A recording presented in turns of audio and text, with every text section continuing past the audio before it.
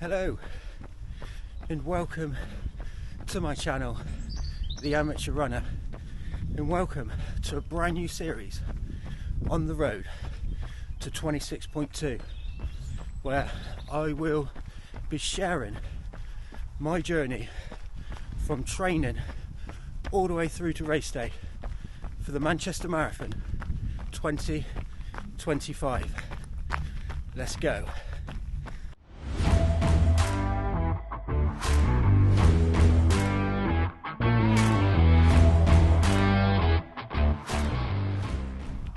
So yeah, another marathon, and this year Manchester.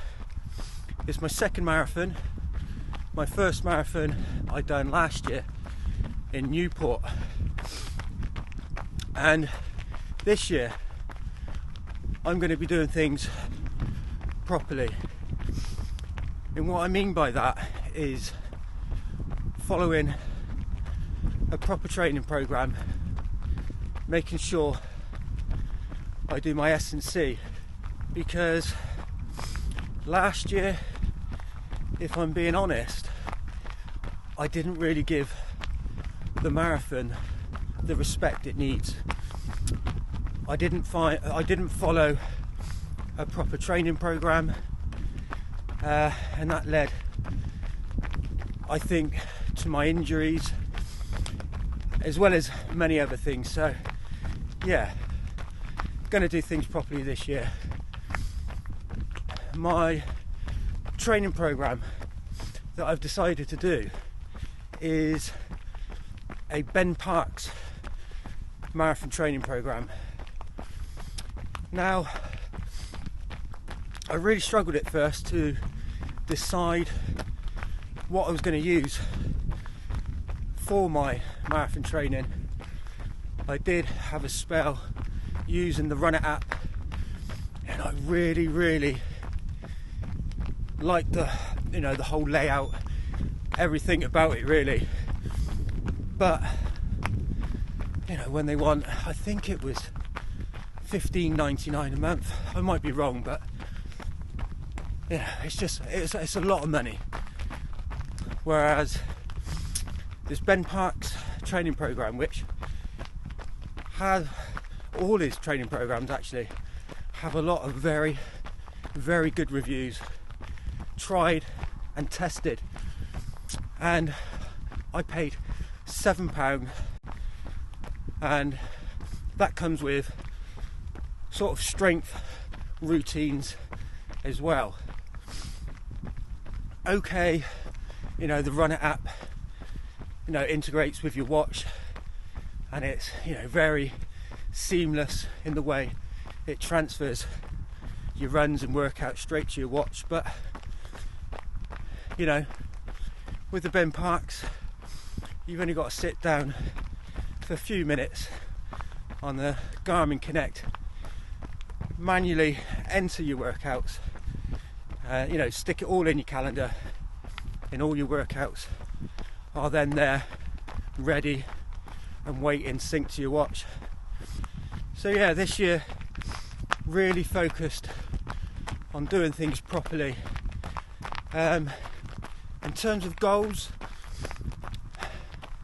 number one, I want to finish the marathon this year feeling stronger, and better than I finished the marathon last year. I crossed the line in bits really, in a lot of pain with an injury I picked up throughout the marathon. And my target in the end last year, because originally last year it was my first marathon, the goal was to complete it, which I did. But as the training went on and I realised I was a bit fitter than maybe I first thought, I decided to go and try and attempt the sub 4. I missed out on that, and I think that was down to the last 6k. This year, however, I believe I'm starting in a better place in terms of fitness, and I'm going to be very ambitious I'm going to be very ambitious with this training plan, number one. And I'll tell you why. This training program is heavily focused really on the long run. Week one, I think week one total is about 40k with a long run of 16k, and peak week we'll be hitting 85k, and I think the long run is somewhere around 38k. So, you know, these are big numbers. You know, hopefully I'm not biting off more than I can chew, but I do have a plan B. I do have the level down, so I think I'm doing level 3 intermediate. There is a training program level 2 that I can drop down to if I find it is a bit too much. So yeah, the training program, number one, is very ambitious for me, and number 2, my target finishing goal. Now I'm going to train for and try and hit a finishing time of 3 hours and 45 minutes. That will be a 22-minute PB on last year's marathon if I'm able to do that. Now, if I do miss out on the 3 hour 45, my kind of trail of thought is, you know, there's lots of factors that will play into a marathon. Even, you know, sort of the weaving and all that, where you may have to run faster than your target goal pace to reach a specific time. So, like I say, a number of things could happen on the day, but it will hopefully put me in a place where if I do miss out on the 3:45 for whatever reason, that I could still achieve the sub 4 that I missed out on last year. So yeah, plan A, plan B. But look, I'm not going to be too heavily focused on the end goal, because of what I've just said. Really, you know, lots of things can happen. I am just going to try and, you know, run in the moment, enjoy the process, and yeah, we'll just see where we are at the end of race day. So what I'll do as well, I will put on screen for you now my paces. So if I'm talking easy pace, if I'm talking marathon pace, if I'm talking tempo pace, have a look on screen now, and that is my target paces for those zones. So yeah, that will be, you know, my target pace for those types of runs. But it is all trial and error, you know. These things might change a little bit, as with the training program itself. The blueprint is pretty much not going to change. But yeah, in terms of easy pace,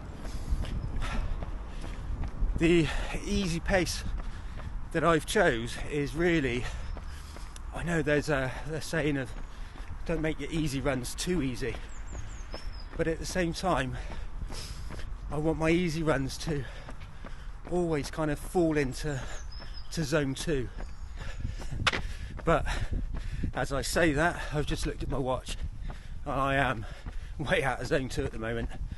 I've got a habit when I'm talking to the camera to let my pace drift, whether that's slower or faster, and therefore obviously my heart rate is adjusting to that. But The reason I want my heart rate into zone 2 throughout my slow runs is just fatigue, really. I've got a lot of mileage to do, and the higher that heart rate, the more it's going to be taken out of me. So guys, let me know your opinions on, your easy runs for marathon training. Do you go by pace? Do you go by heart rate? I'd be very interested to know. So drop a comment and let me know what you do on your easy runs.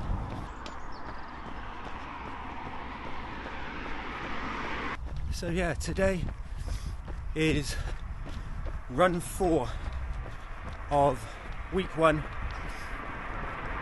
and for the first 4 weeks of this training program, I'm being spoilt by having 3 rest days.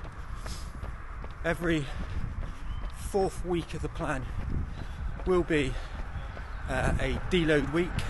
I took my camera out on the runs I've done this week, but it's just been too dark. I mean, this DJI camera that I've got doesn't do particularly well in low light anyway, so in the dark, even with street lamps, the footage is pretty much unusable. But I'll just recap with you now and put the stats on screen of what I've done so far this week. So run 1 was Monday, and it nearly didn't happen. I was on a course up in Oxford all day Monday, and I got back quite late with the traffic and things. I was absolutely starving, and I did think about binning run 1 straight away, but it's all about starting as you mean to go on, and I thought well, that would not be a good start, so I still got out and got it done, and that was, just thinking off the top of my head, I mean, I will put these stats on screen for you, but that was an 8k run at an easy pace, followed by 4 lots of 20-second strides, and yeah, I didn't feel too bad at all. And I mentioned about pace. My pacing generally is terrible. It's something I'm trying to get better at, but yeah, Monday's run I think was pretty consistent at that easy pace. So yeah, good run. Glad I got out and got it done, and that started off Marathon 2025 training. So run 2 was on Wednesday. Tuesday we had a rest day, and on Wednesday I done 10k tempo. So that consisted of 4k easy, 3k tempo pace, and another 3k easy.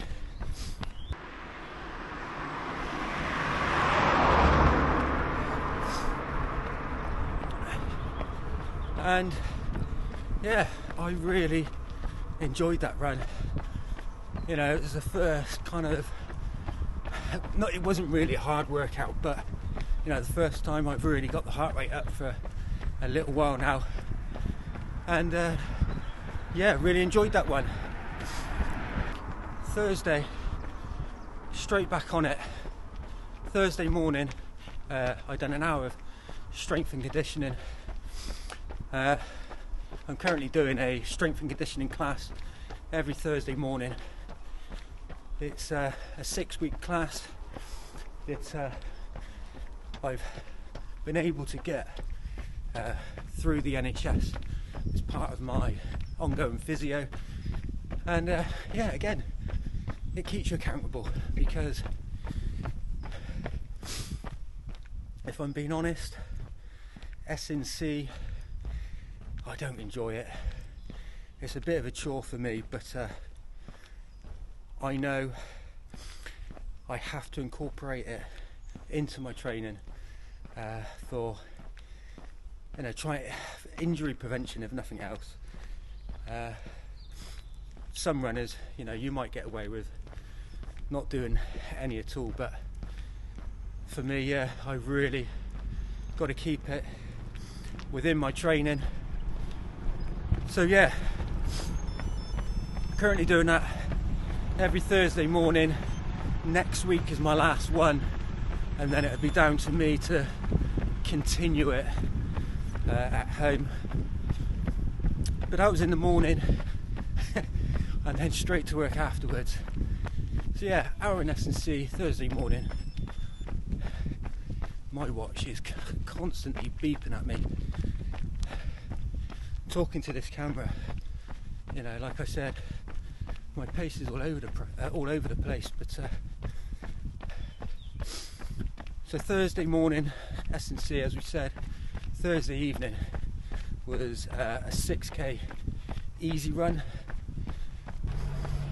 and I will admit that at the end of that 6k easy on Thursday, my legs were feeling very achy and a little bit sore. I'm hoping that it is just all down to doing this S&C on a consistent basis, and it's not to do with anything else.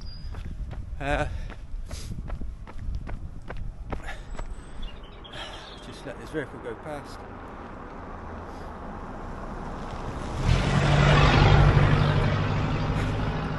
At the end of last year, I was really feeling it, mental and physical fatigue, and I decided to take 2 weeks off running completely.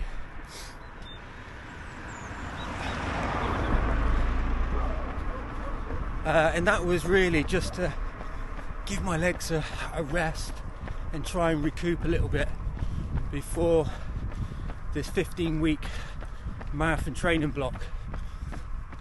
But the fatigue, I would say, is gone in my legs, but the achiness is still there. Within those 2 weeks I did continue the S&C, so like I say, maybe it is just down to that and not down to anything else at all, because that is the last thing I want, another injury.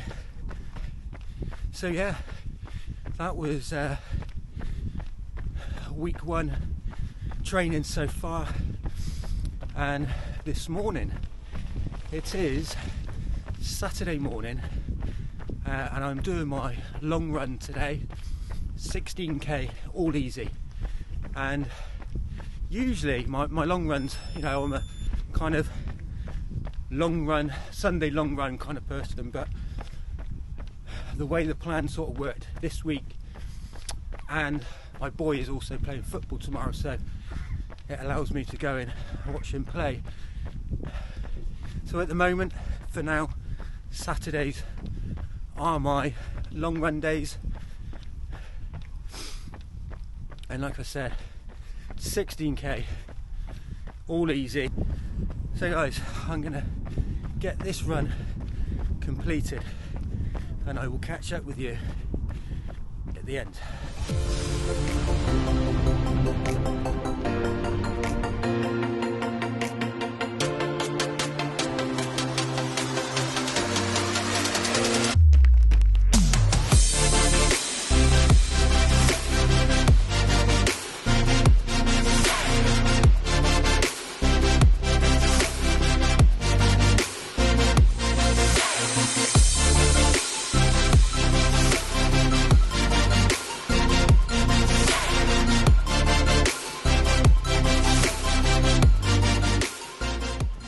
And there we are, an hour and 41 minutes later, and the first long run of this 15-week training block for Manchester Marathon 2025 done. So yeah, really enjoyed that run. Don't feel too bad. Legs, like I say, a little bit achy, but probably better than they've been all week. The run itself, I'll be honest, pace is all over the place, heart rate was all over the place, forgetting to stop my watch when I'm messing around with the camera, and then forgetting to start my watch again after. So not the best of runs in the terms of that, but you know, I've enjoyed it, and that's what it's about.